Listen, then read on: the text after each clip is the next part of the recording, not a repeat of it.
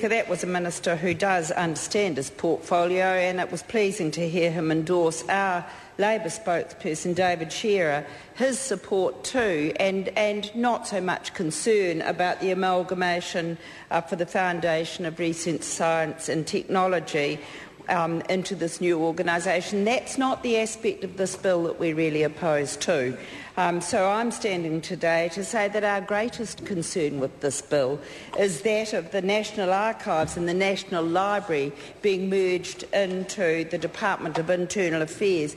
When the Minister, Tony Ryle, came into the House today and spoke very quickly and in a very quiet, moderate voice, you would have thought that this was an absolutely inconsequential bill, sort of quite dry and dusty, with no impact really on frontline services because it was just an obvious merger from the Minister's point of view. Well, far from it, and it's sort of quite ironic that today we've had a statement in the House on the Canterbury earthquake that we're all concerned about, and that opposite government, when in opposition, went around the country ranting about a bloated bureaucracy, and yet today in Canterbury, here they are in the House, in the statement in the House today, thanking frontline public servants for their initial response to work with local government done in Canterbury to help remedy the dreadful situation that they're in. So this bloated bureaucracy that this government is determined to stamp out, ironically, is that very bureaucracy and public service that's in there helping in Canterbury today and doing such a brilliant job. So this bill, Mr Speaker, from our point of view, is certainly not a dry, dusty and inconsequential bill. In fact, it is a bill that actually goes to the heart of New Zealand's national identity.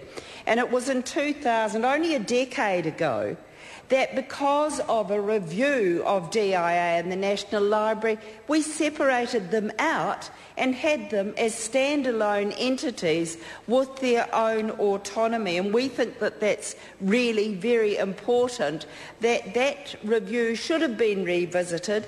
There is absolutely no justification other than the determination of this government to so-called improve services within existing baselines, reduce cost in the short to medium term and future-proof the long-term delivery of government services. We can find, and we cannot find, any justification for why DIA is now going to subsume the independence of archives and the National Library, and I think it's a pity, just in the name of efficiency and short-term cost savings. The actual cost savings are only $165,000 a year. 15 jobs go. That's not inconsequential. These are 15 people with specialist skills, both in National Library services and in archives. They're not just bureaucrats pushing paper, and those jobs go. This is a cost-cutting exercise that we are really concerned about. It's a step backward, this bill, for transparency and democracy, and I was really concerned when Grant Robertson talked about trying to get access to the Ombudsman about why this legislation was necessary, and that very access to that information to the Ombudsman has been blocked from a very government that talks about transparency, but actually this bill is about pure ideology. It's a rant against the public service saying we can get greater efficiency gains. Actually, if the Minister opposite had really thought about this bill, what would he have done if he had have talked to the Ministry for Arts, Culture and Heritage?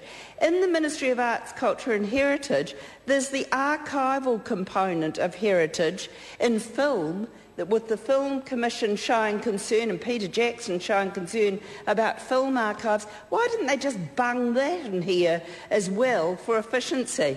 Because that's an organisation that's crying out for some reform, but that wasn't even considered by this government, which showed that the two ministers don't talk together.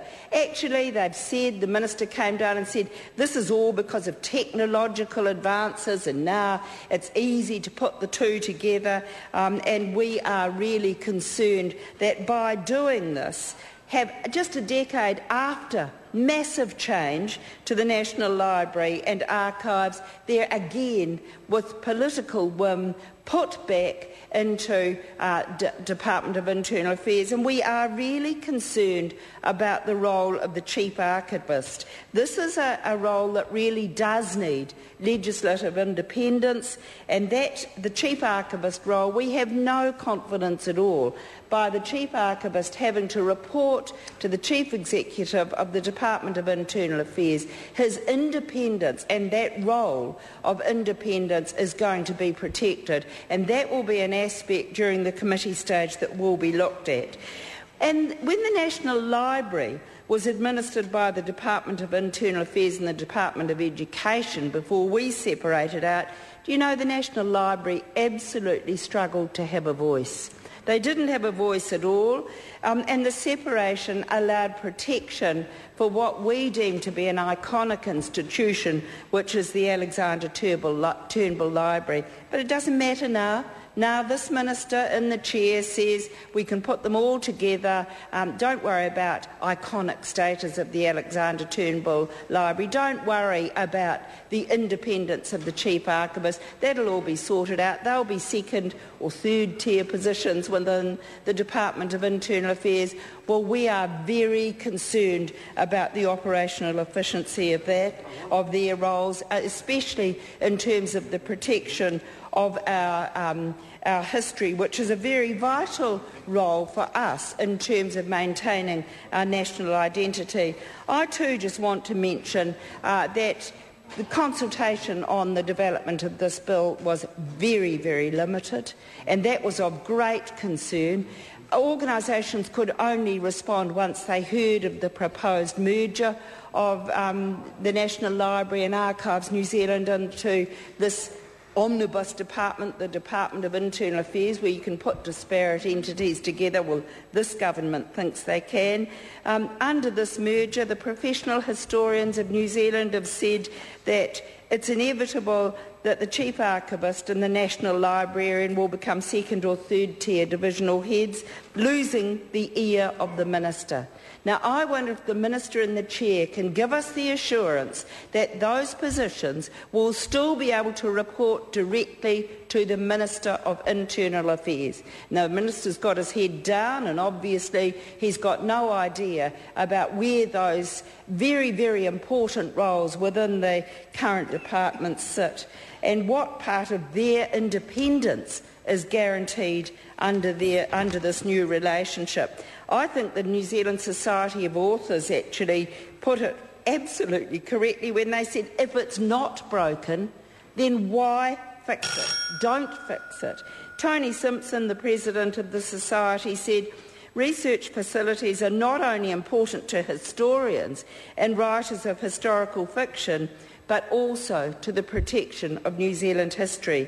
It's crucial that the integrity of New Zealand's research facilities be maintained, and we are concerned that through this merger, Archives New Zealand will lose its autonomy, which would jeopardise its objectives with very serious consequences for freedom of speech in New Zealand. So we share the view with the Greens today, and I don't call it a new dawn at all. There's no justification for this other than political rhetoric and another tirade against the public service. There was no justification. Labor will vote against this bill for the very reasons that all the speakers and the Labor team have outlined today. Thank you, Mr. Speaker.